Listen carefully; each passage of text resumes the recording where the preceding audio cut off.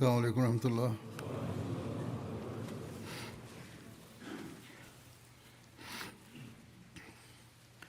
أشهد أن لا إله إلا الله وحده لا شريك له وأشهد أن محمدا عبده ورسوله أما بعد فأعوذ بالله من الشيطان الرجيم بسم الله الرحمن الرحيم الحمد لله رب العالمين الرحمن الرحيم مالك يوم الدين إياك نعبد وإياك نستعين اهدنا الصراط المستقيم صراط الذين أنعمت عليهم غير المغضوب عليهم ولا الضالين. മുൻ ഖുതുബയിൽ ഗസ്വ തബൂക്കിൽ നിന്നും പിന്നോട്ട് മാറിയ ഹസ്രത്ത് കാബ് ബിൻ മാലിക് റളിയല്ലാഹു അൻഹു, ഇതര സഹാബികൾ എന്നിവരെ കുറിച്ചും അക്കാരണത്താൽ നബി തിരുമേനി സല്ലല്ലാഹു അലൈഹി വസല്ലം പ്രകടിപ്പിച്ച അതൃപ്തിയെയും നീരസത്തെയും കുറിച്ചും വിവരിക്കുകയുണ്ടായി. ഇതേക്കുറിച്ച് ഹസ്രത്ത് മുസ്ലിം മൗദ് റളിയല്ലാഹു അൻഹുവും വിവരിക്കുകയും ഈ വിഷയത്തിന്റെ വെളിച്ചത്തിൽ ജമാഅത്തിന് ഉപദേശം നൽകുകയും ചെയ്തിട്ടുണ്ട്. അദ്ദേഹം ഇപ്രകാരം പറയുന്നു: ഹദീസുകളിൽ വന്നിട്ടുള്ളത് ഈ യുദ്ധത്തിൽ 3 മുഅ്മിനീങ്ങൾ 3 സത്യവിശ്വാസികൾ പങ്കെടുത്തിരുന്നില്ല എന്നാണ്. അതിൽ ഒരാളുടെ സുദീർഘമായ വിവരണം ഹദീസുകളിലുണ്ട്. സഹാബി പറയുന്നു, ഞാൻ റസൂലുള്ളാഹി സ്വല്ലല്ലാഹു അലൈഹി വസല്ലമയുടെ മടങ്ങി വരവിന് ശേഷം അവിടുത്തെ അടുക്കൽ ചെന്നപ്പോൾ പിന്നോട്ട് മാറിയ മറ്റാരെങ്കിലും വന്നിട്ടുണ്ടോ എന്നും അവർ മാപ്പപേക്ഷിക്കാൻ സ്വീകരിച്ച രീതി എന്തായിരുന്നു എന്നും അവരോട് എങ്ങനെയാണ് തിരുനബി സല്ലല്ലാഹു അലൈഹി വസല്ലം പെരുമാറിയതെന്നും ഞാൻ ആളുകളോട് ചോദിച്ചറിഞ്ഞു. അപ്പോൾ ജനങ്ങൾ പറഞ്ഞു, ആളുകൾ വന്ന ഉടനെ ഒഴികഴിവുകൾ പറയുകയും യാ റസൂലല്ലാഹി സ്വല്ലല്ലാഹു അലൈഹി വസല്ലം ഞങ്ങൾക്ക് വേണ്ടി പാപമോചനം തേടണമെന്ന് അപേക്ഷിക്കുകയും ചെയ്യുന്നു. അപ്പോൾ അവിടുന്ന് അവർക്ക് വേണ്ടി പ്രാർത്ഥിക്കുകയും ചെയ്യുന്നു. ആ സഹാബി പറയുന്നു, എന്തെങ്കിലും ഒഴികഴിവ് പറഞ്ഞ് ശിക്ഷ കിട്ടാതെ രക്ഷപ്പെട്ടാലോ എന്ന് ഞാൻ ആലോചിച്ചു. എന്നാൽ പിന്നീട് എൻ്റെ മനസ്സിൽ മറ്റ് ഒരു ചിന്ത വന്നു. ഞാൻ സഹാബികളോട് ആരൊക്കെയാണ് വന്നത് എന്ന് തിരക്കി. അവർ പറഞ്ഞ പേരെല്ലാം തന്നെ മുനാഫിക്കീങ്ങളുടെ, കപട വിശ്വാസികളുടേതായിരുന്നു. കേവലം 2 സത്യവിശ്വാസികളുടെ പേര് മാത്രമേ അവർ എടുത്തു പറഞ്ഞുള്ളൂ. അവർ പറഞ്ഞു, ആ 2 പേരുമാകട്ടെ ഒരു ഒഴിവൊഴിവും പറഞ്ഞില്ല, പകരം തങ്ങളുടെ തെറ്റുകുറ്റങ്ങൾ ഏറ്റു പറഞ്ഞു. അപ്പോൾ ഞാൻ ആത്മകഥം ചെയ്തു, ഞാൻ എന്തിനാണ് കപട വിശ്വാസികളുടെ കൂട്ടത്തിൽ പെടുന്നത്? യഥാർത്ഥത്തിൽ ഒഴികഴിവുകളായി കണക്കാക്കാൻ കഴിയാത്ത കാരണങ്ങൾ പറയുന്നതിനേക്കാൾ നല്ലത് എനിക്ക് തെറ്റ് സംഭവിച്ചു എന്ന് എന്നോട് താങ്കൾ ഇഷ്ടമുള്ളത് പ്രകാരം പ്രവർത്തിച്ചോളൂ എന്ന് തുറന്നു പറയുന്നതാണ്. ഈ ചിന്ത മനസ്സിൽ ഉദിച്ചതോടെ ഞാൻ എൻ്റെ കുറ്റം ഏറ്റു പറയാൻ തീരുമാനിച്ചുറച്ചു. അങ്ങനെ അള്ളാഹു എന്നെ മുനാഫിക്കീങ്ങളുടെ ഗണത്തിൽ ഉൾപ്പെടുന്നതിൽ നിന്നും രക്ഷിച്ചു. ഞാൻ ചെന്ന് റസൂൽ കരീം സല്ലല്ലാഹു അലൈഹി വസല്ലമയോട് സ്പഷ്ടമായ നിലയിൽ പറഞ്ഞു, ഞാൻ ഗസ്വയിൽ പങ്കെടുക്കാതിരുന്നത് എൻ്റെ അലസതയും അശ്രദ്ധയും ഒന്നും കാരണം മാത്രമായാണ്, അല്ലാതെ എനിക്ക് മറ്റ് യഥാർത്ഥ ഒഴികഴിവുകളൊന്നും തന്നെ ഉണ്ടായിരുന്നില്ല. അപ്പോൾ റസൂൽ കരീം സല്ലല്ലാഹു അലൈഹി വസല്ലം പറഞ്ഞു, താങ്കളുടെ കാര്യത്തിൽ ദൈവകൽപ്പന വരുന്നതുവരെ താങ്കളുമായി ബന്ധം വിച്ഛേദിക്കപ്പെടുന്നതാണ്. ഈ സഹാബിയുടെ പേര് കാബ് ബിൻ മാലിക് റളിയല്ലാഹു അൻഹു എന്നായിരുന്നു. അദ്ദേഹം പറയുന്നു, ഈ കൽപ്പന ഞങ്ങളെ വലിയ പ്രയാസത്തിലാക്കി. കാരണം മദീനയിൽ എല്ലാവരും മുസ്ലിങ്ങളായിരുന്നു. കപട വിശ്വാസികളായവർക്ക് പോലും ഞങ്ങളോട് സംസാരിക്കാൻ ധൈര്യമുണ്ടായിരുന്നില്ല.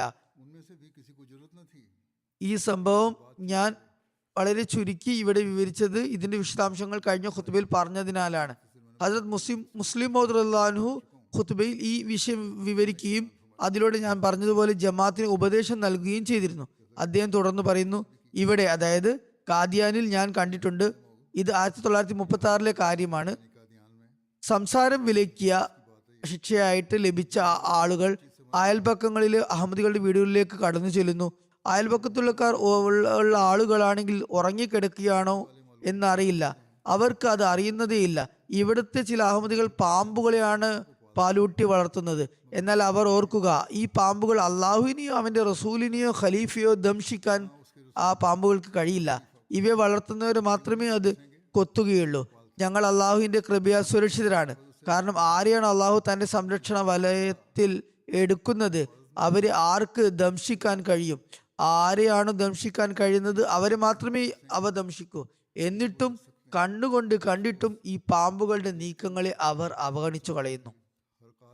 ആ കാലഘട്ടത്തിൽ ചില ഫിത്നകൾ, കുഴപ്പങ്ങൾ ഉടലെടുത്തിരുന്നു. അത് കാരണമാണ് അദ്ദേഹത്തിന് ഇങ്ങനെ പറയേണ്ടി വന്നത്.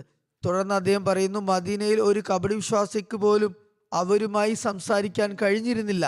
ആ വിശ്വാസികളുമായി ഈ കൽപ്പന വന്ന് കുറച്ച് ദിവസങ്ങൾക്ക് ശേഷം റസൂൽ കരീം സല്ലല്ലാഹു അലൈഹി വസല്ലം ഒരു കൽപ്പന കൂടി പുറപ്പെടുവിപ്പിച്ചു.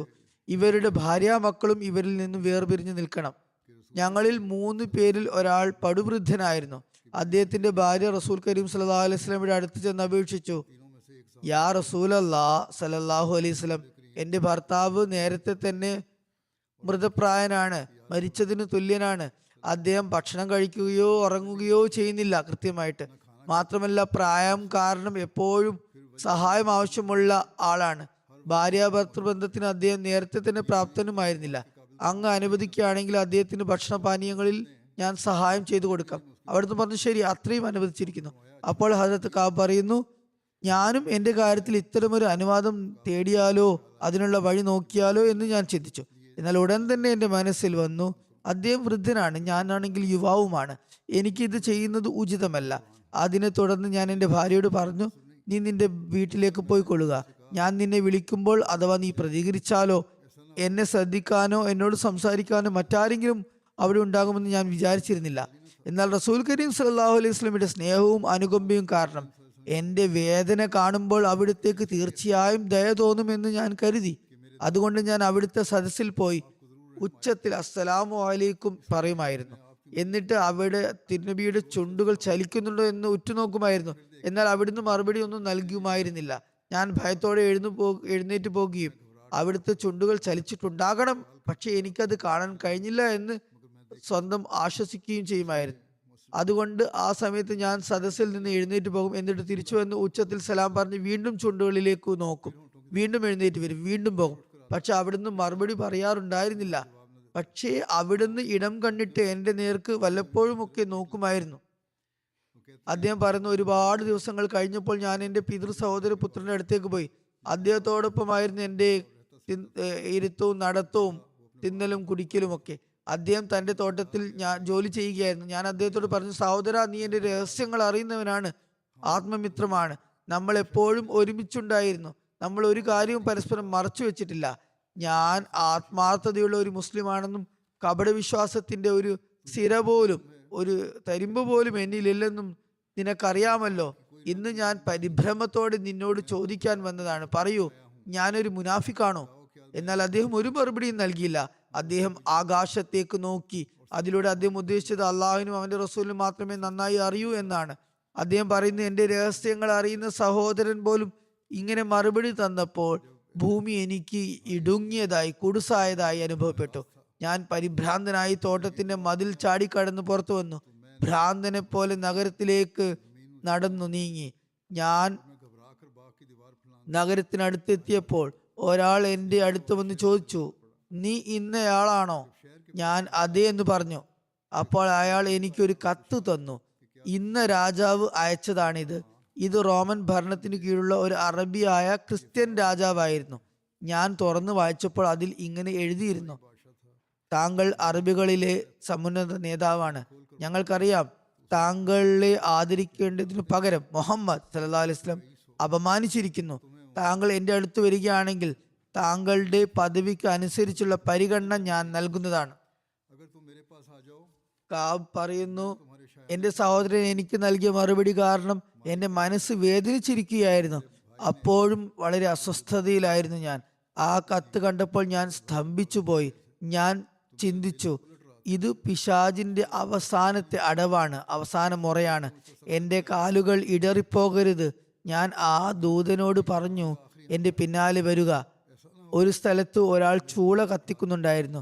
ഞാൻ ആ കത്ത് തുണ്ടം തുണ്ടമാക്കി ആ തീയിലേക്ക് ഇട്ടു. എന്നിട്ട് ദൂതനോട് പറഞ്ഞു, നിന്റെ രാജാവിനോട് ചെന്ന് പറയുക, ഇതാണ് അദ്ദേഹത്തിനുള്ള മറുപടി. ഇതായിരുന്നു അവരുടെ പരീക്ഷണത്തിന്റെയും ദുരിതത്തിന്റെയും അവസാന നിമിഷങ്ങൾ. അവസാനം അള്ളാഹു കരുണ കാണിച്ചു അവരുടെ തെറ്റു പുറത്തു കൊടുക്കാൻ റസൂൽ കരീം സല്ലല്ലാഹു അലൈഹി വസല്ലമയോട് കൽപ്പിച്ചു.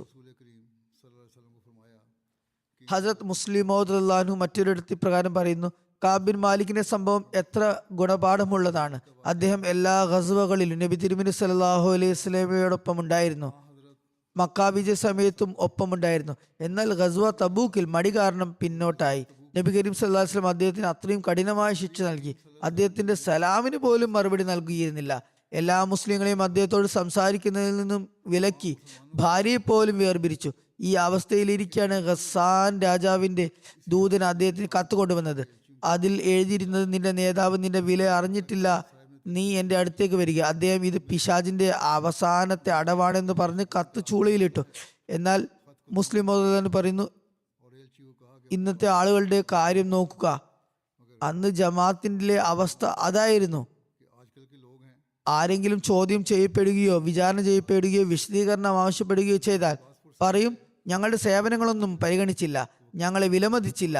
ഓർക്കുക, നിസാം സംവിധാനം എന്നത് വേറെയും നിങ്ങളുടെ പ്രവർത്തനങ്ങളും സേവനങ്ങളും വേറെയുമാണ്. സംവിധാനം നിലനിർത്താൻ, അതിന്റെ നിലനിൽപ്പിന് വേണ്ടി ആര് തന്നെ തെറ്റ് ചെയ്താലും അത് അവരോട് ചോദ്യം ചെയ്യപ്പെടും. അതുകൊണ്ട് നിങ്ങൾക്ക് പ്രശംസ കിട്ടാൻ വേണ്ടിയല്ല, മറിച്ച് പിശാചിനെ അകറ്റാൻ വേണ്ടി ദൈവിക കൽപ്പനയുടെ കീഴിൽ ദീനിന് വേണ്ടി നിങ്ങൾ പരിശ്രമിക്കുക. പ്രവർത്തിച്ചതിന് ശേഷം ഞങ്ങളുടെ തെറ്റുകുറ്റങ്ങൾക്ക് ചോദ്യമുണ്ടാകരുത്, ചോദ്യം ചെയ്യപ്പെടരുത് എന്ന് കരുതരുത്. അള്ളാഹുവിനോട് ഔദാര്യം ചെയ്തതെന്ന് നടിക്കരുത്. മന്നൻ വ അദൻ, ഔദാര്യം ചെയ്ത് അതും പറഞ്ഞ് നടക്കുക എന്ന സമീപനം സ്വീകരിക്കരുത്. എല്ലാ വഴികളിലൂടെയും ഇസ്ലാമിനെ സേവിക്കുക. ഔദാര്യം പ്രകടിപ്പിക്കുകയല്ല, മറിച്ച് സേവനം ചെയ്യുകയാണ് വേണ്ടത്. അള്ളാഹുവിനെ തൃപ്തിപ്പെടുത്താനുള്ള മനോഭാവമാണ് ആവശ്യം. ഇത് രണ്ടാം ഖിലാഫത്തിന്റെ ആദ്യകാല ഖുതുബകളിൽ നിന്നുള്ള ഒരു ഭാഗമായിരുന്നു. 1936 സംഭവമാണ് ആദ്യം പറഞ്ഞത്. ഗസ്വ തബൂക്കിലെ യാത്ര അത്രയേറെ തന്ത്രപരവും അനുഗ്രഹീതവുമായ യാത്രയായി മാറി. അറബ് മേഖലയിലെല്ലാം മുസ്ലിങ്ങൾക്ക് ശക്തമായ ആധിപത്യം ലഭിച്ചു, പ്രൗഢി ലഭിച്ചു. കുറഞ്ഞ സമയം കൊണ്ട് അറേബ്യയിലെങ്ങും ഇസ്ലാമിന്റെ പതാക വാനിൽ പാറിപ്പറന്നു. ഇതേക്കുറിച്ച് ഹദരത്ത് മുസ്ലിം മൗദ് വിവരിക്കുന്നു, തബൂക്കിൽ നിന്ന് തിരിച്ചു വന്ന ശേഷം തായിഫിലെ ആളുകളും വന്ന് വിധേയത്വം അംഗീകരിച്ചു. മുമ്പ് അവർ യുദ്ധം ചെയ്യുകയായിരുന്നു, എന്നാൽ ഇപ്പോൾ ഊഴമനുസരിച്ച് വന്ന് ഇസ്ലാമിക ഭരണകൂടത്തിൽ പ്രവേശിക്കാൻ അനുമതി ചോദിച്ചു. ചുരുങ്ങിയ കാലയളവിനുള്ളിൽ അറബ് രാജ്യമെങ്ങും ഇസ്ലാമിന്റെ പതാക പാറിപ്പറന്നു. തിരിച്ചുവരവിന് ശേഷം ഒരു സരിയ സൈനിക നീക്കം നടന്നിരുന്നു. അത് സരിയ ഹസരത്ത് ഖാലിദ് ബിൻ വലീദ് എന്നറിയപ്പെടുന്നു. അത് നജ്റാനിലെ ബനു ഹാരിസ് ബിൻ കാബിലെ ബനു അബ്ദുൽ മദാൻ എന്ന ഗോത്രത്തിനെതിരെയായിരുന്നു. ഗോത്രനാമമുള്ള അബ്ദുൽ മദാൻ ബനു ഹാരിസിന്റെ പൂർവ്വ പിതാവായിരുന്നു. അദ്ദേഹത്തിന്റെ പേര് അംർ ബിൻ യസീദ് എന്നായിരുന്നു. ഇബ്നു സാദിന്റെ നിവേദനം അനുസരിച്ച് ഈ സരിയ ഹിജ്റ 10-ാം വർഷം റബിയുൽ ആഖിറോ ജമാദിൽ അവലോ ആയിരുന്നു. സീറത്തുൻ നബി ഖാത്തമുൻ നബീൻ എന്ന ഗ്രന്ഥത്തിൽ ഹസരത്ത് മിർസ ബഷീർ അഹമ്മദ് സബർ റളിയല്ലാഹു ഖാലിദ് ബിൻ വലീദ് റളിയല്ലാഹുവിന്റെ നജ്റാനിലേക്കുള്ള യാത്രയുടെ തീയതി റബിയുൽ അവൽ 10-ാം ഹിജ്രി എന്ന് രേഖപ്പെടുത്തിയിട്ടുണ്ട്. എന്തായാലും അതിന്റെ വിശദാംശങ്ങൾ ഇപ്രകാരമാണ്. യുദ്ധം ചെയ്യുന്നതിന് മുമ്പ് സരിയ അയച്ചവരുടെ അടുത്ത് ചെന്ന് 3 തവണ അവർ ഇസ്ലാമിലേക്ക് ക്ഷണിക്കാൻ തിരുനബി സല്ലല്ലാഹു അലൈഹി വസല്ലം ഹദരത്ത് ഖാലിദ് റളിയല്ലാഹു അൻഹുവിനോട് കൽപ്പിച്ചു. അവർ ഇസ്ലാം സ്വീകരിക്കുകയാണെങ്കിൽ വളരെ നല്ലത്, അല്ലെങ്കിൽ യുദ്ധം ചെയ്യുക. അതായത് അവർ യുദ്ധം ചെയ്യാൻ ശ്രമിച്ചാലും നിങ്ങൾ 3 തവണ ഇസ്ലാമിന്റെ പാഠങ്ങളിലേക്ക് അവരെ ക്ഷണിക്കണം. അതിനുശേഷവും അവർ യുദ്ധം ചെയ്യാനാണ് ആഗ്രഹിക്കുന്നുവെങ്കിൽ ശരി, അവരുമായി അടരാടുക. അങ്ങനെ ഹദരത്ത് ഖാലിദ് റളിയല്ലാഹു അൻഹു പ്രവർത്തിക്കുകയും ഈ ആളുകളെല്ലാം മുസ്ലിങ്ങളായി മാറുകയും ചെയ്തു. അതിനാൽ ഹദരത്ത് ഖാലിദ് റളിയല്ലാഹു അൻഹു അവരോടൊപ്പം അവിടെ തന്നെ തങ്ങുകയും ഇസ്ലാമിന്റെ നിയമങ്ങൾ, ഖുർആൻ, നബി കരീം സല്ലല്ലാഹു അലൈഹി വസല്ലമയുടെ സുന്നത്ത് എന്നിവ പഠിപ്പിക്കാൻ തുടങ്ങുകയും ചെയ്തു. ഇതാണ് നബി തിരുമേനി സല്ലല്ലാഹു അലൈഹി വസല്ലം ഹദരത്ത് ഖാലിദ് റളിയല്ലാഹു അൻഹുവിനോട് കൽപ്പിച്ചിരുന്നത്. അതിനുശേഷം ഹദരത്ത് ഖാലിദ് റളിയല്ലാഹു അൻഹു ഒരു കത്ത് നബി തിരുമേനി സല്ലല്ലാഹു അലൈഹി വസല്ലമയുടെ സവിധത്തിലേക്ക് അയച്ചു. അതിൽ ഇപ്രകാരം എഴുതിയിരുന്നു: മുഹമ്മദ് റസൂലുള്ളാഹി സ്വല്ലല്ലാഹു അലൈഹി വസല്ലമക്ക് ഖാലിദ് ബിൻ വലീദിന്റെ പക്കൽ നിന്ന് അസ്സലാമു അലൈക യാ റസൂലല്ലാ വറഹ്മത്തുള്ളാഹി വബറകാതുഹു. യാതൊരു ആരാധ്യനുമില്ലാതെ ഏക ആരാധ്യന അള്ളാഹുവിനെ ഞാൻ സ്തുതിക്കുന്നു. അമ്മാബാദ് യാ റസൂലല്ലാ, അങ്ങ് എന്നോട് ബനു ഹാരിസിന്റെ അടുത്തേക്ക് പോകാൻ കൽപ്പിച്ചു. 3 ദിവസം ഇസ്ലാമിലേക്ക് അവരെ ക്ഷണിക്കാനും ഉത്തരവ് നൽകി. അവർ ഇസ്ലാം സ്വീകരിക്കുകയാണെങ്കിൽ ഞാൻ അവരോടൊപ്പം താമസിച്ച് ഇസ്ലാമിക നിയമങ്ങളും ഖുർആൻ കരീമും റസൂലിന്റെ സുന്നത്തും പഠിപ്പിക്കണം. അവർ ഇസ്ലാം സ്വീകരിക്കുന്നില്ലെങ്കിൽ അവരുമായി യുദ്ധം ചെയ്യണം എന്ന് ഉത്തരവ് നൽകി.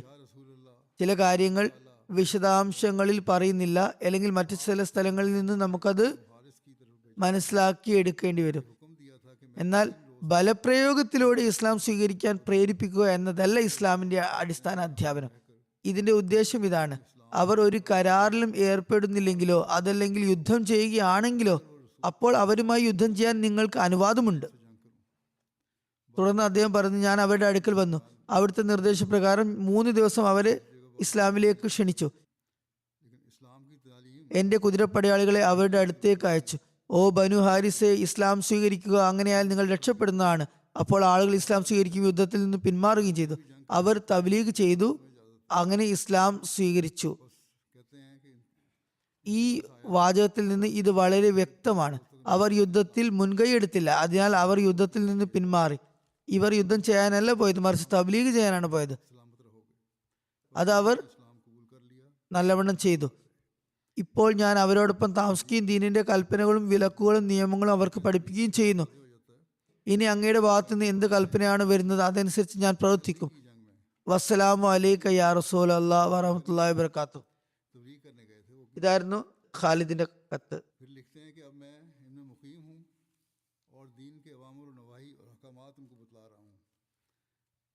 തിരുനബി സല്ലല്ലാഹു അലൈഹി വസല്ലം ഹസ്രത്ത് ഖാലിദ് റളിയല്ലാഹു അൻഹുവിന്റെ ഈ കത്തിന് മറുപടിയായി ഇപ്രകാരം പറഞ്ഞു: ബിസ്മില്ലാഹിർ റഹ്മാനിർ റഹീം.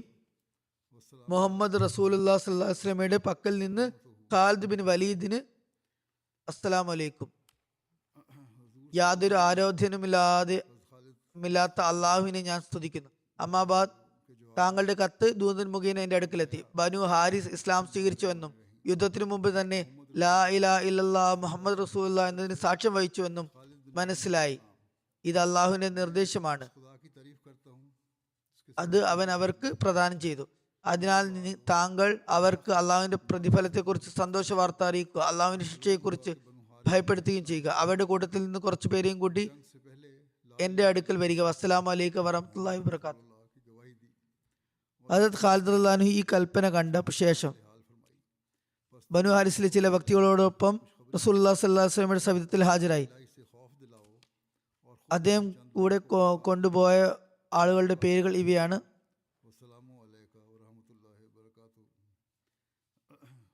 ഖൈസ് bin Husain, Yazid bin Abdul Madan, Yazid bin Muajjal, Abdullah bin Qurad, Shaddad bin Abdullah, Amra bin Abdullah.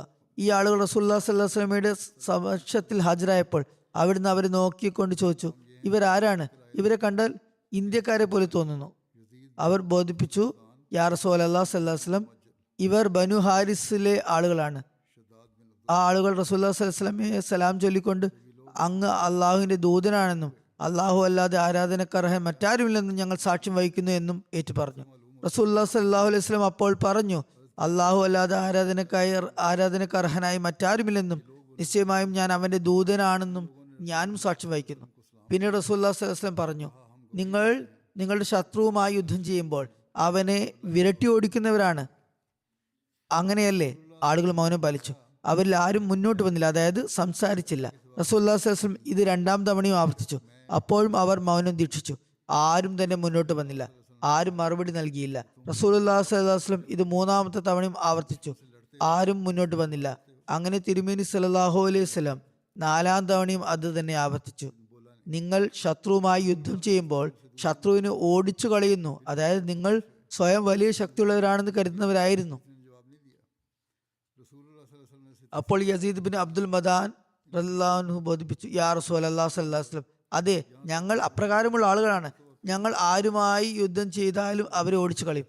അദ്ദേഹം ഈ വാക്ക് 4 തവണ ആവർത്തിച്ചു. ഞങ്ങൾ വലിയ പോരാളികളും രണധീരന്മാരുമായിരുന്നു, പക്ഷേ ഇവിടെ ഇതാണ് സംഭവിച്ചത്. ഇവിടെ കീഴ്പ്പെട്ടിരിക്കുന്നു. റസൂലുള്ളാഹി സ്വല്ലല്ലാഹു അലൈഹി വസല്ലം പറഞ്ഞു, നിങ്ങൾ ഇസ്ലാം സ്വീകരിച്ചുവെന്ന് ഖാലിദ് എനിക്ക് എഴുതി അറിയിച്ചില്ലായിരുന്നെങ്കിൽ ഞാൻ നിങ്ങളെ കീഴ്മേൽ കെട്ടിത്തൂക്കുമായിരുന്നു. യസീദ് ബിൻ അബ്ദുൽ മദാൻ ബോധിപ്പിച്ചു, ഞങ്ങൾ അങ്ങയോടോ ഖാലിദിനോടോ കടപ്പെട്ടവരല്ല. പുതുതായി ഇസ്ലാം സ്വീകരിച്ച അദ്ദേഹം ഇങ്ങനെ പറഞ്ഞു. റസൂലുള്ളാഹി സ്വല്ലല്ലാഹു അലൈഹി വസല്ലം ചോദിച്ചു, പിന്നെ നിങ്ങൾ ആരോടാണ് കടപ്പെട്ടിരിക്കുന്നത്? അദ്ദേഹം ബോധിച്ചു, യാ റസൂലല്ലാഹി സ്വല്ലല്ലാഹു അലൈഹി വസല്ലം, അങ്ങയുടെ മാധ്യമത്തിലൂടെ ഞങ്ങൾക്ക് സന്മാർഗം നൽകിയ അള്ളാഹുവിനോടാണ് ഞങ്ങൾ കൃതജ്ഞതയുള്ളവർ. അദ്ദേഹം വളരെ നല്ല മറുപടിയാണ് നൽകിയത്. റസൂലുള്ളാഹി സ്വല്ലല്ലാഹു അലൈഹി വസല്ലം പറഞ്ഞു, താങ്കൾ പറഞ്ഞത് സത്യമാണ്. പിന്നെ അവിടുന്ന് ചോദിച്ചു, നിങ്ങൾ ജാഹിലിയ കാലഘട്ടത്തിൽ എങ്ങനെയാണ് നിങ്ങളുടെ എതിരാളികളെ കീഴ്പ്പെടുത്തിയിരുന്നത്? അപ്പോൾ അദ്ദേഹം ബോധിപ്പിച്ചു, യാ റസൂലല്ലാഹി സ്വല്ലല്ലാഹു അലൈഹി വസല്ലം, ഞങ്ങൾ ഒറ്റക്കെട്ടായി നിന്ന് ശത്രുവുമായി യുദ്ധം ചെയ്യുമായിരുന്നു. ഞങ്ങൾ ഒരുമയോടെ യുദ്ധം ചെയ്താൽ തീർച്ചയായും ഞങ്ങൾക്ക് വിജയം ലഭിക്കുമെന്നും ഞങ്ങളെ ആർക്കും കീഴ്പ്പെടുത്താൻ കഴിയില്ലെന്നും അവർ അടിയുറച്ച് വിശ്വസിച്ചിരുന്നു. ഇസ്ലാം ആവിർഭവിക്കുകയും എല്ലാ ഗോത്രങ്ങളെയും ഏകോപിപ്പിക്കുകയും വിവിധ ഗോത്രങ്ങൾ ഒരേ മനസ്സായി മാറുകയും ചെയ്തപ്പോൾ അവർക്ക് മനസ്സിലായി, ഇവരെല്ലാവരും ഒന്നിച്ചിരിക്കുകയാണ്. അതിനാൽ ഞങ്ങൾ ഇവരുമായി യുദ്ധം ചെയ്യാതിരിക്കുന്നതാണ് ഉചിതം. യുദ്ധം ചെയ്യാതിരിക്കുക മാത്രമല്ല, ഇസ്ലാം സ്വീകരിക്കുക കൂടി ചെയ്യുന്നതാണ് നല്ലത്. കാരണം ഇതാണ് സത്യമതം എന്നവർ മനസ്സിലാക്കി. തിരുനബി സല്ലല്ലാഹു അലൈഹി വസല്ലം കേസ് ബിൻ ഹുസൈനെ ബനു ഹാരിസിന്റെ അമീറായി നിശ്ചയിച്ചു. ഷവാലിന്റെ അവസാനം അല്ലെങ്കിൽ ദുൽഖഅദയുടെ തുടക്കത്തിൽ അവരെ യാത്ര അയച്ചു. അവർ തങ്ങളുടെ ജനങ്ങളുടെ ഇടയിൽ എത്തി. 4 മാസത്തിനു ശേഷം റസൂലുള്ളാഹി സ്വല്ലല്ലാഹു അലൈഹി വസല്ലം വഫാത്താവുകയുണ്ടായി. തിരുനബി സല്ലല്ലാഹു അലൈഹി വസല്ലമയുടെ അവസാനത്തെ യുദ്ധം തബൂക്ക് യുദ്ധമായിരുന്നു. അവസാന സൈന്യം അല്ലെങ്കിൽ സൈനിക നീക്കം തിരുനബി സല്ലല്ലാഹു അലൈഹി വസല്ലം അയച്ചത് ലഷ്കർ ഉസാമയായിരുന്നു. ഉസാമയുടെ സൈന്യത്തിന്റെ വിശദാംശങ്ങൾ വിവരിച്ചെടുത്ത് ഹദ്രത്ത് അബൂബക്കർ റളിയല്ലാഹുവിന്റെയും പരാമർശത്തിൽ മുമ്പ് പറഞ്ഞിരുന്നു. എന്നാലും ചില പശ്ചാത്തല വിവരണം ഇവിടെ നടത്തുന്നതാണ്. ബുഖാരിയിൽ നിന്ന് നിവേദനം. ഹദ്രത്ത് അനസ് ബിൻ മാലിക് റളിയല്ലാഹു നിവേദനം ചെയ്യുന്നു, നബി കരീം സല്ലല്ലാഹു അലൈഹി വസല്ലം ജനങ്ങൾക്ക് ഹദ്രത്ത് സെയ്ദ്, ഹദ്രത്ത് ജാഫർ, ഹദ്രത്ത് അബ്ദുള്ള ബിൻ റവാഹ എന്നിവയുടെ മരണത്തെക്കുറിച്ച് അവരെക്കുറിച്ച് വിവരം ലഭിക്കുന്നതിന് മുമ്പ് തന്നെ വാർത്ത അറിയിച്ചു. തിരുനബി സല്ലല്ലാഹു അലൈഹി വസല്ലം പറഞ്ഞു, സെയ്ദ് പതാകയേന്തി. അതിനു മുമ്പ് ഉസാമയുടെ സൈന്യത്തെക്കുറിച്ച് സൈന്യത്തിന് മുമ്പ് ഒരു സൈന്യം അയച്ചിരുന്നു. അദ്ദേഹം ആ പതാകയേന്തി 2 പേരും ഷഹീദായി. അദ്ദേഹം ഷഹീദായി. പിന്നെ ജാഫർ അത് പതാക എടുത്തു.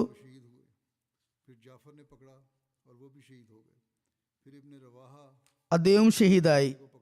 അതിനുശേഷം റവാഹ പതാകയേന്തി, അദ്ദേഹം ഷഹീദായി. അദ്ദേഹത്തിന്റെ തിരുനബിയുടെ കണ്ണുകളിൽ നിന്നും കണ്ണുനീർ ഒഴുകുകയുണ്ടായി.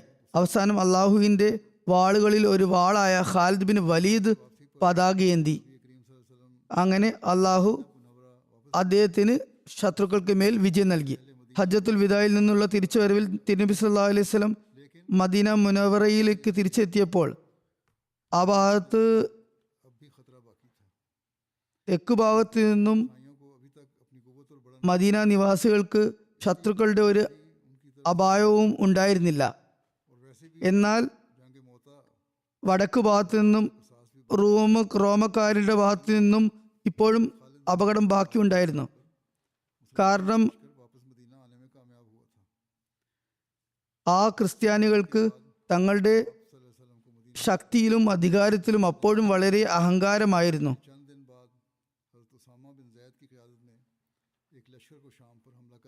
അതുകൊണ്ട് ഏതു സമയത്തും അവരുടെ ഭാഗത്തു നിന്നുള്ള അക്രമം പ്രതീക്ഷിക്കാമായിരുന്നു.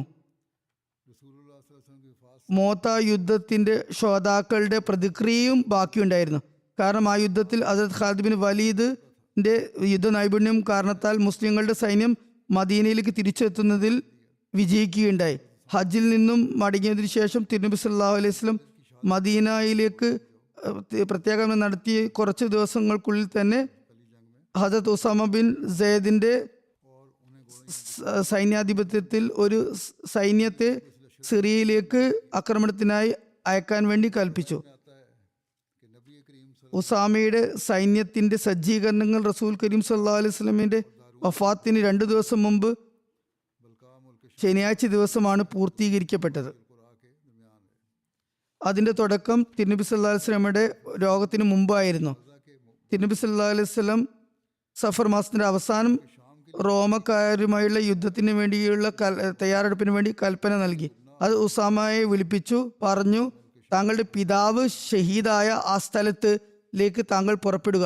ഹദരത്ത് സെയ്ദ് ഷഹാദത്ത് വരിച്ച സ്ഥലമായിരുന്നു അത് മുമ്പുള്ള ഒരു യുദ്ധത്തിൽ. തിരുനബി സല്ലല്ലാഹു അലൈഹി വസല്ലം പറഞ്ഞു, അവിടെ പോകുക, എന്നിട്ട് ശത്രുക്കളെ പടയോട്ടം നടത്തി ചവിട്ടി മെതിക്കുക. അതായത് ശത്രുക്കളെ കുതിരകൾ ഓടിച്ച് നശിപ്പിക്കുക.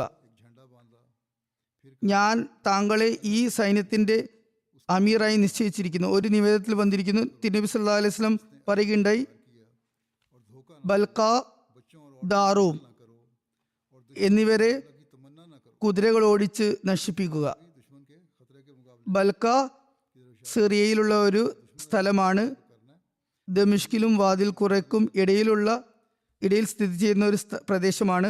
ദാറൂം എന്ന് പറയുന്നത് മിസറിലേക്ക് പോകുന്ന വഴി ഫലസ്തീനിൽ ഗസയ്ക്ക് ശേഷമുള്ള ഒരു പ്രദേശമാണ്. സിറിയയിലേക്കുള്ള യാത്ര പുറപ്പാടിന് ഉള്ള കൽപ്പന നൽകിയപ്പോൾ തിരുനബി സല്ലല്ലാഹു അലൈഹി വസല്ലം പറഞ്ഞു, നേരം വെളുത്ത ഉടൻ തന്നെ അഹ്ലെ അബ്ന നിവാസികൾക്ക് മേലും ആക്രമണം നടത്തുക. ഉബ്ന എന്ന് പറയുന്നത് സിറിയയിലുള്ള ബുൽക്കായിലേക്ക് പോകുന്ന വഴിയുള്ള ഒരു സ്ഥലമാണ്. പറഞ്ഞു, നിങ്ങൾ ദ്രുതഗതിയിൽ യാത്ര ചെയ്യുക. അവർക്ക് നിങ്ങളുടെ വരവിനെ കുറിച്ചുള്ള വിവരം ലഭിക്കുന്നതിന് മുമ്പ് അവിടെ എത്തുക. അള്ളാഹു നിങ്ങൾക്ക് വിജയം പ്രദാനം ചെയ്യുകയാണെങ്കിൽ അവിടെ ചുരുങ്ങിയ കാലം മാത്രം തങ്ങുക. നിങ്ങളോടൊപ്പം വഴികാട്ടികളെയും അതുപോലെ തന്നെ ചാരന്മാരെയും അന്വേഷകരെയും കൂടെ കൂട്ടുക, അവരെ മുന്നോട്ടേക്ക് അയക്കുക. തിരുനബി സല്ലല്ലാഹു അലൈഹി വസല്ലം ഹദരത്ത് ഉസാമക്ക് തൻ്റെ കൈകൊണ്ട് ഒരു പതാക കെട്ടിക്കൊടുത്തു. എന്നിട്ട് പറഞ്ഞു, അള്ളാഹുവിൻ്റെ പേരിൽ അവൻ്റെ മാർഗത്തിൽ ജിഹാദ് ചെയ്യുക. അള്ളാഹുവിനെ നിഷേധിച്ചവരുമായി യുദ്ധം ചെയ്യുക. വഞ്ചന കാണിക്കരുത്. കുട്ടികളെയും സ്ത്രീകളെയും കൊല്ലരുത്. കൂടാതെ ശത്രുവുമായി ഏറ്റുമുട്ടാനുള്ള താല്പര്യം കാണിക്കരുത്. ഈ വാക്യം ശത്രുവിന്റെ ഭീഷണിയുമായി ഏറ്റുമുട്ടുന്നതിലേക്ക് വിരൽ ചൂണ്ടുന്നു. ശത്രു ആക്രമിക്കുകയാണെങ്കിൽ യുദ്ധം ചെയ്യണം, എന്നാൽ നിങ്ങൾ സ്വയം ഏറ്റുമുട്ടാൻ വേണ്ടി ആഗ്രഹിക്കരുത്. തിരുനബി സല്ലല്ലാഹു അലൈഹി വസല്ലം പറഞ്ഞു, നിങ്ങൾക്ക് അറിയില്ല, ഒരുപക്ഷെ നിങ്ങൾ അതിലൂടെ പരീക്ഷിക്കപ്പെട്ടേക്കാം. എന്നാൽ നിങ്ങൾ ഇപ്രകാരം പറയുക, അള്ളാഹുവെ, നീ ആഗ്രഹിക്കുന്നത് പോലെ നീ ഞങ്ങൾക്ക് ഇവരുടെ കാര്യത്തിൽ മതിയായവനാകുക. ഇവരുടെ യുദ്ധത്തെ ഞങ്ങളിൽ നിന്ന് നീ അകറ്റുക. യുദ്ധം ആവശ്യമില്ലെങ്കിൽ ഒഴിവാക്കാനാണ് ഈ പ്രാർത്ഥന പഠിപ്പിച്ചത്. അതിനാൽ അവർ നിങ്ങളുമായി ഏറ്റുമുട്ടുകയാണെങ്കിലും എന്നിട്ടും യുദ്ധം സംഭവിക്കുകയാണെങ്കിൽ അവർ ഒരുമിച്ച് കൂടുകയും ശബ്ദമുണ്ടാക്കുകയും കോലാഹലമുണ്ടാക്കുകയും ചെയ്താൽ നിങ്ങൾക്ക് ഗാംഭീര്യവും മൗനവും നിർബന്ധമാണ്. പിന്നെ മൗനത്തോടെയും ഗാംഭീര്യത്തോടെയും യുദ്ധം ചെയ്യുക. നിങ്ങൾ തമ്മിൽ കലഹിക്കരുത്, അല്ലാത്ത പക്ഷം നിങ്ങൾ ഭീരുക്കളായി മാറും. നിങ്ങളുടെ ഭയവും പ്രതാപവും നഷ്ടപ്പെടും. നിങ്ങളിൽ ഐക്യം സ്ഥാപിക്കുക. നിങ്ങൾ പറയുക, അള്ളാഹുവെ, ഞങ്ങൾ നിന്റെ അടിമകളാണ്, അവരും നിന്റെ അടിമകളാണ്. ഞങ്ങളുടെ നെറ്റിത്തടങ്ങളും അവരുടെ നെറ്റിത്തടങ്ങളും നിന്റെ ശക്തിയുടെ നിയന്ത്രണത്തിലാണ്. നീ മാത്രമാണ് ഞങ്ങൾക്ക് മതിയായവൻ, ഇവർക്കെതിരെ ഞങ്ങൾക്ക് മതിയായവൻ. നിങ്ങൾ അറിയുക, സ്വർഗം വാളുകളുടെ തണലിലാണ്, യുദ്ധം ചെയ്യുന്നവർക്കുള്ളതാണ്. ഹദരത്ത് ഉസാമ റളിയല്ലാഹു അൻഹു നബി കരീം സല്ലല്ലാഹു അലൈഹി വസല്ലം തന്റെ കൈകൊണ്ട് കെട്ടിയ പതാകയുമേന്തി പുറപ്പെട്ടു. അത് ഹദരത്ത് ബുറൈദ ബിൻ ഉസൈബിനെ ഏൽപ്പിച്ചു. ജുർഫ് എന്ന സ്ഥലത്ത് സൈന്യത്തെ ഒരുമിച്ച് കൂട്ടി. ജുർഫ് മദീനയിൽ നിന്ന് 3 മൈൽ വടക്ക് ഭാഗത്തുള്ള ഒരു സ്ഥലമാണ്. മുഹാജിറുകളിലെയും അൻസാറുകളിലെയും ആദരണീയരായ ഒരു വ്യക്തി പോലും അവശേഷിച്ചില്ല. എല്ലാവരെയും ഈ യുദ്ധത്തിനായി വിളിച്ചു. അവരിൽ ഹദരത്ത് അബൂബക്കർ റളിയല്ലാഹു അൻഹു, ഹദരത്ത് ഉമർ റളിയല്ലാഹു അൻഹു, ഹദരത്ത് അബു ഉബൈദ റളിയല്ലാഹു അൻഹു, ഹദരത്ത് ഉബൈദ ഇബ്നുൽ ജറാഹ് റളിയല്ലാഹു അൻഹു, ഹദരത്ത് സാദ് ബിൻ അബി വഖാസ് റളിയല്ലാഹു അൻഹു, ഹദരത്ത് സയ്യിദ് ബിൻ സെയ്ദ് റളിയല്ലാഹു അൻഹു, ഹദരത്ത് ഖതാദ ബിൻ നുമാൻ റളിയല്ലാഹു അൻഹു, ഹദരത്ത് സൽമാ ബിൻ അസ്ലം റളിയല്ലാഹു അൻഹു എന്നിവർ ഉൾപ്പെട്ടിരുന്നു. എല്ലാവരെയും ഹദരത്ത് ഉസാമയുടെ കീഴിൽ നിശ്ചയിച്ചു. ചില ആളുകൾക്കിടയിൽ ഇങ്ങനെ അടക്കം പറച്ചിലുണ്ട്, ഈ ചെറുപ്പക്കാരനെ ആദ്യകാല മുഹാജിറുകൾക്ക് മേൽ അമീറാക്കിയിരിക്കുകയാണ്. ഇവരിൽ എത്രയോ വലിയ സഹാബികളുണ്ട്, എന്നിട്ടും ഈ ചെറുപ്പക്കാരനെ അമീറാക്കിയിരിക്കുന്നു. ഇക്കാരണം റസൂലുള്ളാഹി സ്വല്ലല്ലാഹു അലൈഹി വസല്ലമയുടെ അടുക്കൽ എത്തിയപ്പോൾ അവിടുന്ന് കഠിനമായി കോപിച്ചു. അവിടുന്ന് തന്റെ ശിരസ് ഒരു തൂവാല കൊണ്ട് കെട്ടിയിരുന്നു. ഒരു പുടവ ധരിച്ചുകൊണ്ട് അവിടുന്ന് മിമ്പറിൽ കയറി അള്ളാഹുവിനെ സ്തുതിക്കുകയും പുകഴ്ത്തുകയും ചെയ്തു. എന്നിട്ട് പറഞ്ഞു, ഓ ജനങ്ങളെ, ഉസാമയെ അമീറാക്കിയതിനെ കുറിച്ച് നിങ്ങളിൽ ചിലർ സംസാരിച്ചത് എനിക്ക് അറിയാനിടയായിരിക്കുന്നു. എന്റെ ഉസാമയെ അമീറാക്കിയതിന് നിങ്ങൾ ആക്ഷേപം ഉന്നയിച്ചുവെങ്കിൽ ഇതിനു മുമ്പ് അവന്റെ പിതാവിനെ ഞാൻ അമീറാക്കിയപ്പോഴും നിങ്ങൾ ആക്ഷേപം ഉന്നയിച്ചിരുന്നു. അള്ളാഹു ആണ്, അദ്ദേഹവും നേതൃത്വത്തിന് യോഗ്യനായിരുന്നു. അതിനുശേഷം അദ്ദേഹത്തിന്റെ മകനും നേതൃത്വത്തിന് യോഗ്യനാണ്. എനിക്ക് ഏറ്റവും പ്രിയപ്പെട്ട ആളുകൾ ഒരാളായിരുന്നു അദ്ദേഹം. നിശ്ചയമായും ഇവർ രണ്ടുപേരിൽ നിന്നും എല്ലാതരം നന്മയും ഭംഗിയും പ്രതീക്ഷിക്കാവുന്നതാണ്. അതിനാൽ നിങ്ങൾ ഈ ഉസാമയുടെ നന്മ മനസ്സിലാക്കുക, കാരണം അവൻ നിങ്ങളിൽ ഏറ്റവും ഉത്തമരിൽപ്പെട്ടവനാണ്. ഹസ്രത്ത് ഉസാമയുടെ കൂടെ യാത്രയാവുകയായിരുന്ന മുസ്ലിങ്ങൾ റസൂലുള്ളാഹി സ്വല്ലല്ലാഹു അലൈഹി വസല്ലമയോട് വിട വാങ്ങി ജുർഫിൽ സൈന്യത്തിൽ ചേരാൻ പോകുകയായിരുന്നു ചെയ്തിരുന്നത്. റസൂലുള്ളാഹി സ്വല്ലല്ലാഹു അലൈഹി വസല്ലമയുടെ രോഗം മൂർച്ഛിച്ചു. എന്നിട്ടും അവിടുന്ന് താക്കീത് നൽകിക്കൊണ്ടിരുന്നു, ഉസാമയുടെ സൈന്യത്തെ അയക്കുക, അത് ഏത് സാഹചര്യത്തിലും പോകേണ്ടതാണ്. ഞായറാഴ്ച റസൂലുള്ളാഹി സ്വല്ലല്ലാഹു അലൈഹി വസല്ലമയുടെ വേദനക്ക് കാഠിന്യമേറി. ഹസ്രത്ത് ഉസാമ റളിയല്ലാഹു അൻഹു സൈന്യത്തിൽ നിന്ന് തിരിച്ചു വന്നപ്പോൾ അവിടുന്ന് ബോധരഹിതനായിരുന്നു, മോഹലസ്യപ്പെട്ടിരുന്നു. രോഗം വർദ്ധിച്ചപ്പോൾ അദ്ദേഹത്തിന് വിവരം ലഭിച്ചു. അപ്പോൾ അദ്ദേഹം തിരിച്ചു വന്നു. ആ ദിവസം ആളുകൾ അവിടത്തേക്ക് മരുന്ന് കുടിപ്പിച്ചിരുന്നു. ഹസ്രത്ത് ഉസാമ റളിയല്ലാഹു അൻഹു തലകുനിച്ച് റസൂലുള്ളാഹി സ്വല്ലല്ലാഹു അലൈഹി വസല്ലമയെ ചുംബിച്ചു. അവിടത്തേക്ക് സംസാരിക്കാൻ കഴിഞ്ഞിരുന്നില്ല. എന്നാൽ അവിടുന്ന് തന്റെ രണ്ട് കൈകളും ആകാശത്തേക്ക് ഉയർത്തുകയും ഹസ്രത്ത് ഉസാമയുടെ തലയിൽ കൈവയ്ക്കുകയും ചെയ്യുമായിരുന്നു. ഹസ്രത്ത് ഉസാമ റളിയല്ലാഹു അൻഹു പറയുന്നു, അവിടുന്ന് എനിക്ക് വേണ്ടി പ്രാർത്ഥിക്കുകയാണെന്ന് ഞാൻ മനസ്സിലാക്കി. ഹസ്രത്ത് ഉസാമ റളിയല്ലാഹു അൻഹു സൈന്യത്തിലേക്ക് തിരിച്ചുപോയി. തിങ്കളാഴ്ച ഹസ്രത്ത് ഉസാമ റളിയല്ലാഹു അൻഹു വീണ്ടും റസൂൽ കരീം സ്വല്ലല്ലാഹു അലൈഹി വസല്ലമയുടെ അടുക്കൽ വന്നപ്പോൾ അവിടത്തേക്ക് രോഗം ശമിച്ചിരുന്നു. അവിടുന്ന് ഉസാമയോട് പറഞ്ഞു, അള്ളാഹുവിന്റെ അനുഗ്രഹത്തോടെ നീ യാത്രയാകുക. ഹസ്രത്ത് ഉസാമ റളിയല്ലാഹു അൻഹു റസൂൽ കരീം സ്വല്ലല്ലാഹു അലൈഹി വസല്ലമയോട് വിട ചൊല്ലി തന്റെ സൈന്യത്തിലേക്ക് പോകുകയും ആളുകളോട് യാത്ര തുടങ്ങാൻ കൽപ്പിക്കുകയും ചെയ്തു. അവിടുന്ന് യാത്ര പുറപ്പെടാൻ ഉദ്ദേശിച്ചതേയുള്ളൂ. അപ്പോഴാണ് അദ്ദേഹത്തിന്റെ മാതാവ് അതായത് ഹസ്രത്ത് ഉമ്മു ഐമൻ റളിയല്ലാഹു അൻഹ ഒരു വ്യക്തിയെ സന്ദേശവുമായി അയച്ചത്. റസൂൽ കരീം സല്ലല്ലാഹു അലൈഹി വസല്ലമയുടെ അവസാന സമയം ആഗതമായിരിക്കുന്നു. ഇത് കേട്ട് ഹസ്രത്ത് ഉസാമ റളിയല്ലാഹു അൻഹു റസൂലുള്ളാഹി സ്വല്ലല്ലാഹു അലൈഹി വസല്ലമയുടെ സമക്ഷം ഹാജരായി. ഹസ്രത്ത് ഉമറും ഹസ്രത്ത് അബൂ ഉബൈദ റളിയല്ലാഹു അൻഹും അദ്ദേഹത്തോടൊപ്പം ഉണ്ടായിരുന്നു. അവിടുന്ന് ഊർദ്ധശ്വാസം വലിക്കുകയായിരുന്നു. കുറച്ചു സമയത്തിനു ശേഷം അവിടുന്ന് വഫാത്താകുകയുണ്ടായി. അത് കാരണം മുസ്ലിം സൈന്യം ജുർഫ് എന്ന സ്ഥലത്ത് നിന്ന് മദീനയിലേക്ക് തിരിച്ചെത്തി. ഹസ്രത്ത് ബുറൈദ ബിൻ ഹുസൈബ് റളിയല്ലാഹു അൻഹു ഹസ്രത്ത് ഉസാമയുടെ പതാക കൊണ്ടുവന്ന് റസൂലുള്ളാഹി സ്വല്ലല്ലാഹു അലൈഹി വസല്ലമയുടെ വാതിക്കൽ നാട്ടി. ഒരു നിവേദനം അനുസരിച്ച് ഹസ്രത്ത് ഉസാമയുടെ സൈന്യം സൂ ഖുഷ്ബിൽ ആയിരുന്നപ്പോൾ റസൂലുള്ളാഹി സ്വല്ലല്ലാഹു അലൈഹി വസല്ലം വഫാത്തായി. സൂ ഖുഷ്ബും മദീനയിൽ നിന്ന് ഒരു രാത്രിയുടെ യാത്രാ ദൂരത്തിൽ ഷാമിന്റെ വഴിയിലുള്ള ഒരു താഴ്വരയാണ്. എന്തായാലും ഇവർ എല്ലാവരും തിരിച്ചു വരികയുണ്ടായി. റസൂൽ കരീം സല്ലല്ലാഹു അലൈഹി വസല്ലമയുടെ വഫാത്തിന് ശേഷം ഹസ്രത്ത് അബൂബക്കർ റളിയല്ലാഹു അൻഹു ഖലീഫയായി ബയ്യത്ത് സ്വീകരിച്ചപ്പോൾ ഹസ്രത്ത് അബൂബക്കർ റളിയല്ലാഹു അൻഹു ഹസ്രത്ത് ബുറൈദ ബിൻ ഹുസൈബിനോട് ഇപ്രകാരം കൽപ്പിച്ചു, പതാക എടുത്തുകൊണ്ട് ഉസാമയുടെ വീട്ടിലേക്ക് പോകുക, അദ്ദേഹം തന്റെ ദൗത്യത്തിനായി യാത്രയാവട്ടെ.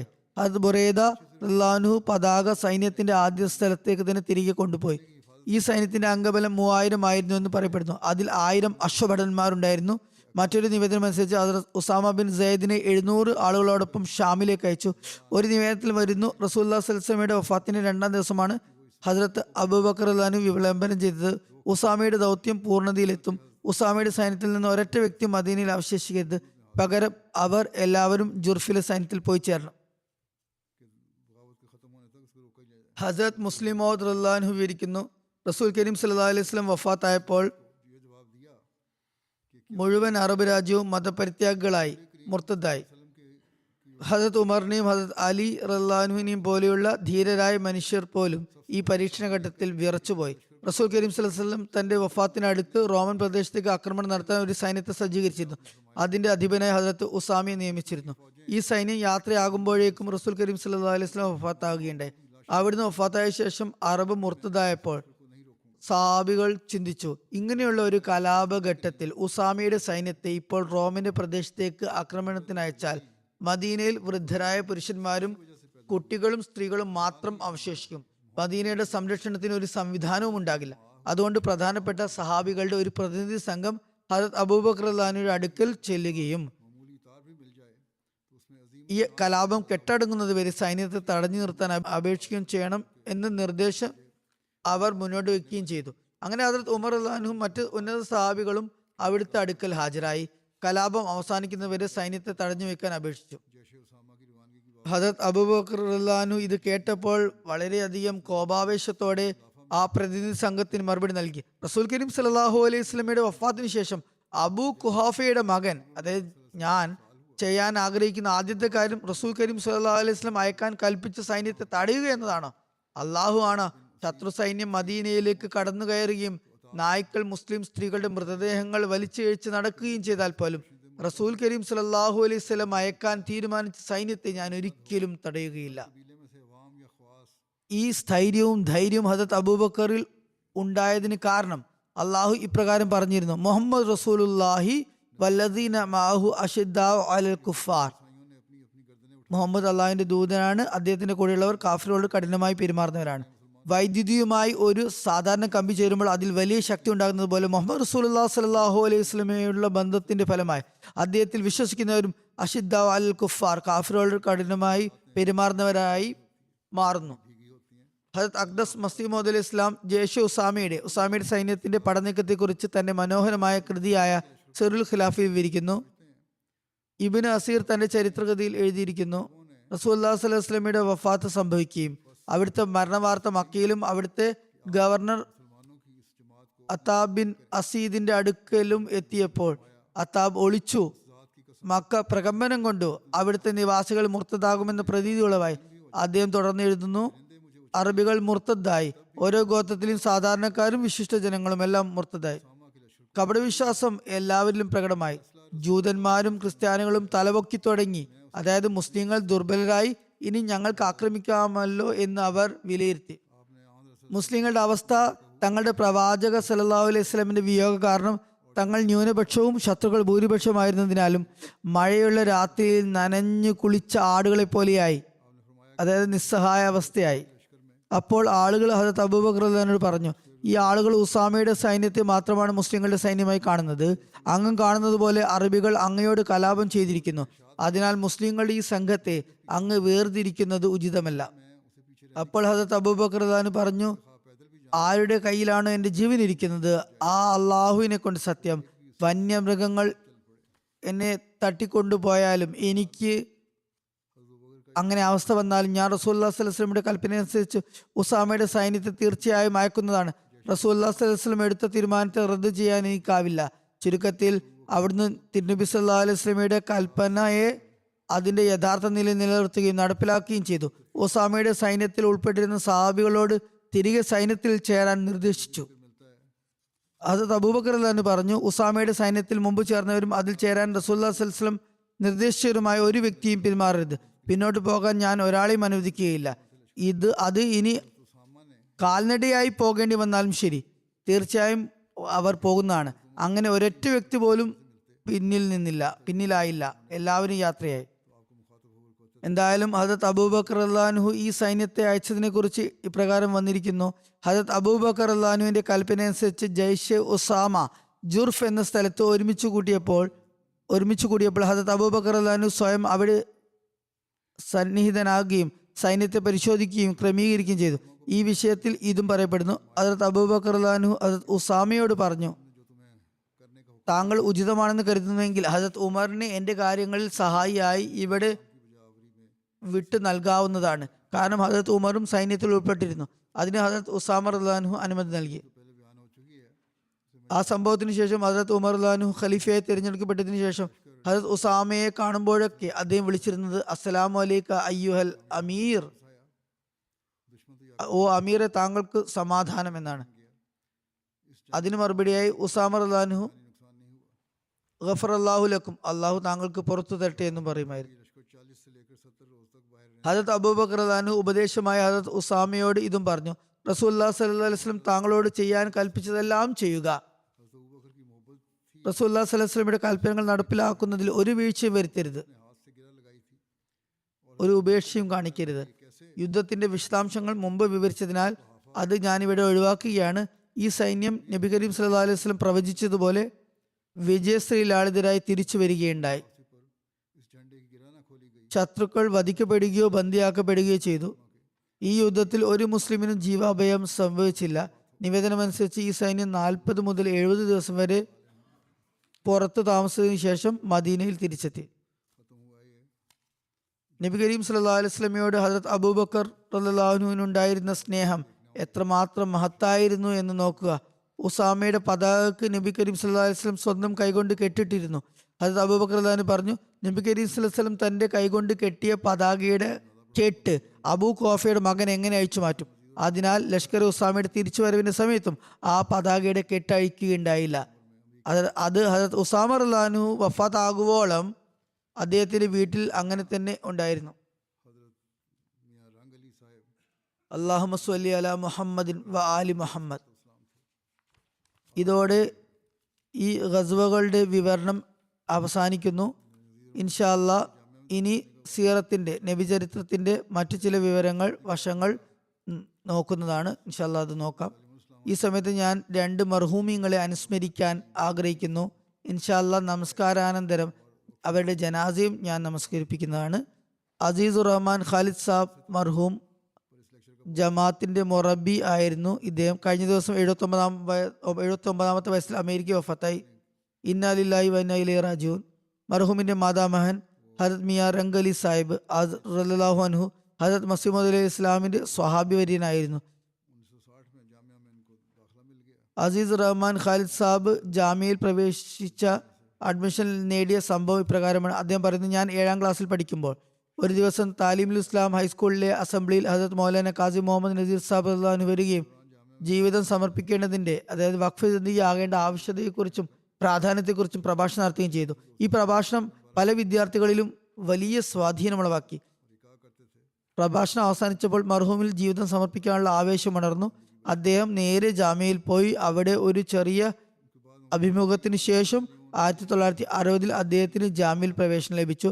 1969-ൽ അദ്ദേഹം ജാമ്യയിൽ നിന്ന് ഷാഹിദ് ബിരുദം നേടി.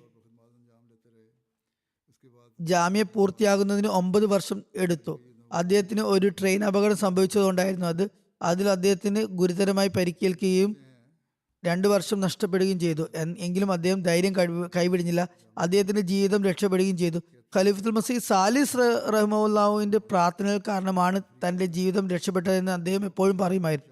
മൊബലിഗായതിനു ശേഷം അദ്ദേഹം സിയറിയലോൺ, നൈജീരിയ, ഘാന, താൻസാനിയ, സൻസിബാർ എന്നിങ്ങനെ വിദേശ രാജ്യങ്ങളിൽ സേവനം അനുഷ്ഠിച്ചു. പാകിസ്ഥാനിൽ പല സ്ഥലങ്ങളിൽ മൊറബിയായി സേവനം ചെയ്തു. പിന്നീട് തിരിച്ചു വന്ന ശേഷം തഹരീഖ് ജദീദിൽ വക്കാലത്ത് ഇഷാത്ത് റബുവയിൽ സേവനം ചെയ്യാനുള്ള സൗഭാഗ്യം ലഭിച്ചു. അദ്ദേഹത്തിന്റെ മകളുടെ മകനായ ഹംസ ഉബൈദുള്ള ജാമ്യ ബിരുദധാരിയായ ഒരു മൊറബിയാണ്. അദ്ദേഹം പറയുന്നു, അസീസ് റഹ്മാൻ സാബ് പറയാറുണ്ടായിരുന്നു, ആഫ്രിക്കയിൽ ചിലപ്പോഴൊക്കെ ഉപ്പ് വിതറി പുഴുങ്ങിയ ചോറ് മാത്രം കഴിക്കുന്ന ദിവസങ്ങളുണ്ടായിരുന്നു. കറികളോ മറ്റു ഭക്ഷണ സാധനങ്ങളോ ലഭിക്കില്ലായിരുന്നു. ചില ദിവസങ്ങളിൽ സാധാരണ ഭക്ഷണം പോലും ലഭിക്കില്ലായിരുന്നു. പുഴുങ്ങിയ ചോറ് പോലും ലഭിക്കില്ലായിരുന്നു. പല ദിവസങ്ങളിലും പട്ടിണി കിടക്കേണ്ടി വന്നിട്ടുണ്ട്. ആദ്യകാല മൊറബിമാരുടെയും മൊബലിഗുമാരുടെയും ഈ പ്രവർത്തനങ്ങൾ ഇന്നത്തെ മൊറബിമാരും മൊബലിഗുമാരും മുന്നിൽ വെക്കേണ്ടതാണ്. അദ്ദേഹത്തിന്റെ മകൻ അനീസുർ റഹ്മാൻ അനസ് പറയുന്നു, അദ്ദേഹം ഒരിക്കലും ഭക്ഷണം പാഴാക്കാൻ അനുവദിച്ചിരുന്നില്ല. ജൽസയുടെ സമയത്തും പലപ്പോഴും അദ്ദേഹം പ്ലേറ്റിൽ ഭക്ഷണം എടുപ്പിക്കുന്നതിന് പകരം മേശപ്പുറത്ത് ബാക്കിയായിരുന്ന റൊട്ടി കഷ്ണങ്ങൾ, തുണ്ടുകൾ കഴിക്കുമായിരുന്നു. അദ്ദേഹം പറയുമായിരുന്നു, ഹദരത്ത് മസീഹ് മൗഊദ് അലൈഹി ഇസ്ലാമിന് ഈ റൊട്ടി കഷ്ണങ്ങൾ കഴിക്കാമെങ്കിൽ നമുക്ക് എന്തുകൊണ്ട് കഴിച്ചുകൂടാ? ചെറുപ്പം മുതൽ തന്നെ അദ്ദേഹം തഹജ്ജുദ് നമസ്കരിക്കുന്ന ആളായിരുന്നു. സൽസ്വഭാവി, സൗഹൃദ മനോഭാവമുള്ളവൻ, ദയാലു, സദ്വൃത്തൻ, കഠിനാധ്വാനി, വിശ്വസ്തൻ എന്നിങ്ങനെയുള്ള ഗുണഗണങ്ങളുടെ ഉടമയായിരുന്നു അദ്ദേഹം. ഖിലാഫത്തുമായി അദ്ദേഹത്തിന് അഗാധമായ അടുപ്പമുണ്ടായിരുന്നു. മർഹൂം വസിയത്ത് ചെയ്ത വ്യക്തിയായിരുന്നു. ഞാൻ ഖാനയിൽ ഉണ്ടായിരുന്നപ്പോൾ അദ്ദേഹം എൻ്റെ കൂടെ ഉണ്ടായിരുന്നു. വളരെ വിശ്വസ്തയോടെ, കഠിനാധ്വാനത്തോടെ, ലാളിത്യത്തോടെ പ്രവർത്തിച്ചു. സ്വത്തിനായി സേവനം അനുഷ്ഠിച്ചു. അദ്ദേഹത്തിന് 2 ആൺമക്കളും 3 പെൺമക്കളുമുണ്ട്. ധാരാളം പേരക്കുട്ടികൾ, പൗത്രന്മാരും പൗത്രകളും ദൗഹിത്രന്മാരും ദൗഹിത്രകളുമുണ്ട്. അള്ളാഹു മർഹൂമിനോടും പാപമോചനത്തിന്റെയും കാരണത്തിന്റെയും പെരുമാറ്റം കാണിക്കുകയും അദ്ദേഹത്തിന്റെ പദവി ഉയർത്തുകയും ചെയ്യുമാറട്ടെ. ഐദി ഹുമൈദി സാബ് മർഹൂമാണ് അടുത്തത്. ഇദ്ദേഹം ഇന്തോനേഷ്യക്കാരാണ്. നവംബർ 22-ന് ഉംറ ചെയ്യാനുള്ള സൗഭാഗ്യം ലഭിച്ചതിനു ശേഷം അപ്രതീക്ഷിതമായി അസുഖം ബാധിക്കുകയും അതേ രോഗം കാരണം 77-ാം വയസ്സിൽ മദീന മുനവറയിൽ വഫാത്താകുകയും ചെയ്തു. ഇന്നാ ലില്ലാഹി വ ഇന്നാ ഇലൈഹി റാജിഊൻ. അദ്ദേഹത്തിന്റെ കുടുംബത്തിൽ 1930-കളിലാണ് അഹമ്മദിയത്ത് വന്നത്. അദ്ദേഹത്തിന്റെ മാതുലൻ മുഹമ്മദ് റഊഫ് സാബ് ഹസരത്ത് മൗലാന റഹ്മത്ത് അലി സാബ് റളിയല്ലാഹു മുഖേന ബയ്യത്ത് ചെയ്തപ്പോഴാണ് അത് സംഭവിച്ചത്. അതിനുശേഷം അദ്ദേഹത്തിന്റെ മാതാമഹനും മാതാവും ബയ്യത്ത് ചെയ്തു. അദ്ദേഹത്തിന്റെ ജാമാതാവ് മരുമകൻ ബസൂഖി അഹമ്മദ് സാഹിബ് മൊറബിയാണ്. അദ്ദേഹം പറയുന്നു, ഇദ്ദേഹത്തിന് രാത്രിയും പകലും തബ്ലീഗിന്റെ താല്പര്യം വളരെയധികമായിരുന്നു. തബ്ലീഗിന്റെ മാർഗത്തിൽ ജീവൻ നൽകാൻ അദ്ദേഹം ആഗ്രഹിച്ചിരുന്നു. ഞങ്ങൾ കണ്ടുമുട്ടുമ്പോഴെല്ലാം തബ്ലീഗ് മാത്രമായിരുന്നു അദ്ദേഹത്തിന്റെ വിഷയം. അദ്ദേഹത്തിന്റെ തബ്ലീഗ് ശൈലി പല മുബലിഗുമാർക്കും പ്രചോദനമായിരുന്നു. അദ്ദേഹത്തിന്റെ പെൺമക്കളും എഴുതുന്നു, അദ്ദേഹം ബാങ്കിന് മുമ്പേ പള്ളിയിൽ പോകുകയും ദിക്റയിലായി ചെയ്ത് അവിടെ ഇരിക്കുകയും സമയം ചെലവഴിക്കുകയും ചെയ്യുമായിരുന്നു. ദിവസവും ഖുർആൻ പാരായണം ചെയ്യുകയും തർജമയും തഫ്സീറും വായിക്കുകയും പ്രബോധനത്തിന് ആവശ്യമായ ആയത്തുകൾ അടയാളപ്പെടുത്തുകയും ചെയ്യുമായിരുന്നു. തഹജ്ജുദ് നമസ്കാരം ഒരിക്കലും കൈവിടിഞ്ഞിരുന്നില്ല. 76 വയസ്സിലും തബ്ലീഗിനായി മോട്ടോർ സൈക്കിളിൽ യാത്ര ചെയ്യുമായിരുന്നു. കുട്ടികളോട് പറയുമായിരുന്നു, ധനപരമായ ത്യാഗത്തിൽ ഒരിക്കലും കുറവ് വരുത്തരുത്. ഇത് അള്ളാഹുവിന്റെ ഹക്കാണ്, അള്ളാഹുവിന്റെ അവകാശമാണ്. കഴിയുന്നത്ര അധികം ത്യാഗം ചെയ്യുക. ജമാഅത്തിന്റെ ധനത്തിൽ നിന്ന് ഒരു പൈസ പോലും ഉപയോഗിക്കാതിരിക്കാൻ ശ്രദ്ധിക്കുക. അതിന് കണക്ക് പറയേണ്ടി വരും. ഉംറയുടെ സമയത്ത് അദ്ദേഹത്തിന്റെ ഗ്രൂപ്പ് ലീഡർ എഴുതുന്നു, ഉംറയുടെ ആ വേളയിൽ അദ്ദേഹം എല്ലാ സമയത്തും ഇതാണ് പറഞ്ഞിരുന്നത്, ഇവിടെ നിന്ന് തിരിച്ചുപോയാൽ ഞാൻ തബ്ലീഗ് ചെയ്യും. അഹമ്മദിയ ജമാഅത്തിലെ ആളുകൾ മക്കയിൽ ഹജ്ജ് പോലുള്ള ഇബാദത്തുകൾ ചെയ്യുന്നുണ്ടെന്ന് ജനങ്ങളെ ഞാൻ അറിയിക്കും. അദ്ദേഹം രോഗിയായപ്പോൾ ചികിത്സിച്ച ഡോക്ടർ അവിടെ തന്നെ വഫാത്തായപ്പോൾ പറഞ്ഞത്, അള്ളാഹുവിന് അദ്ദേഹത്തിന്റെ നന്മകൾ ഇഷ്ടപ്പെട്ടു, അതുകൊണ്ടാണ് ജന്നത്തുൽ ബഖീൽ മദീനയിലെ ഖബർസ്ഥാനിൽ ഖബറടക്കാൻ അദ്ദേഹത്തിന് സൗഭാഗ്യം ലഭിച്ചത്. അദ്ദേഹം അവിടെ വഫാത്തായി. അവിടെ തന്നെ ജന്നത്തുൽ ബഖീൽ അദ്ദേഹം മറമാടപ്പെടുകയും ചെയ്തു. പാകിസ്ഥാനിലെ അഹമ്മദികളുടെ ഇന്നും ഉള്ള അവസ്ഥ, അഹമ്മദികളെ മുസ്ലിങ്ങൾ തങ്ങളുടെ ഖബർസ്ഥാനിൽ ഖബറടക്കാൻ അനുവദിക്കുന്നില്ല. അടുത്ത് ഏതെങ്കിലും മുസ്ലിമിന്റെ ഖബറുണ്ടെങ്കിൽ അതിനടുത്ത് വരാൻ പാടില്ലെന്ന് പറയും. എന്നാൽ അള്ളാഹു ഇദ്ദേഹത്തിന് ജന്നത്തുൽ ബഖീൽ ഖബറടക്കാൻ അവസരം നൽകി. ഇനി ഇവിടെയുള്ള പാകിസ്ഥാൻ ആളുകൾ അവിടെ ചെന്ന് അദ്ദേഹത്തിന്റെ ഖബർ മാന്തിയെടുക്കാൻ സാധിക്കുമായിരുന്നെങ്കിൽ അത് ചെയ്യുമായിരുന്നു. എന്നാൽ ഇത്ര ശക്തി അവർക്കില്ലല്ലോ. ഈ മൗലിമാർ സ്വയം അവരുടെ തങ്ങളുടെ ദുഷ്പരിണാമത്തിലേക്ക് എത്തിച്ചേരുന്നതാണ്. ഇൻഷാ അല്ലാഹ്. ഇന്തോനേഷ്യയിലെ സെക്രട്ടറി തബ്ലീഗായ ബിനാവൻ വർദിസായി പറയുന്നു, അദ്ദേഹം വളരെ സഫലനായ സ്ഥിരോത്സാഹിയായ ഒരു പ്രബോധകനായിരുന്നു. തബ്ലീഗ് ഇല്ലാതെ ഒരു ദിവസം കടന്നു പോകില്ല എന്ന മുദ്രാവാക്യം അദ്ദേഹം യഥാർത്ഥത്തിൽ ജീവിതത്തിൽ തന്റെ ഭാഗമാക്കി. അദ്ദേഹത്തിന് പഴയൊരു മോട്ടോർ സൈക്കിൾ ഉണ്ടായിരുന്നു. അതിലിരുന്ന് വിദൂര ഗ്രാമങ്ങളിലേക്ക് യാത്ര ചെയ്യുമായിരുന്നു. എതിർപ്പുള്ള സ്ഥലങ്ങളിൽ പോലും അദ്ദേഹം പോകുകയും അദ്ദേഹത്തിന്റെ തബ്ലീഗിന്റെ ഫലമായി 100 കണക്കിന് ആളുകൾ ബൈഅത്ത് ചെയ്യുകയും ചെയ്തു. ഖിലാഫത്തുമായി അദ്ദേഹത്തിന് വലിയ അടുപ്പവും സ്നേഹവും ഉണ്ടായിരുന്നു. അള്ളാഹുവിന്റെ അനുഗ്രഹത്തിൽ അദ്ദേഹം വസീയത്ത് ചെയ്ത വ്യക്തിയായിരുന്നു. സംതൃപ്ത കുടുംബത്തിൽ 4 പെൺമക്കളും 10 ദൗഹിത്രിമാരും ഉൾപ്പെടുന്നു. ഞാൻ പറഞ്ഞ പോലെ അദ്ദേഹത്തിന് ഒരു മകൻ മൊറബിയാണ്. അള്ളാഹു അദ്ദേഹത്തിന് പാപമോചനവും കാരുണ്യവും പ്രദാനം ചെയ്യുകയും അദ്ദേഹത്തിന്റെ പദവികൾ ഉയർത്തുകയും ചെയ്യുമാറാകട്ടെ.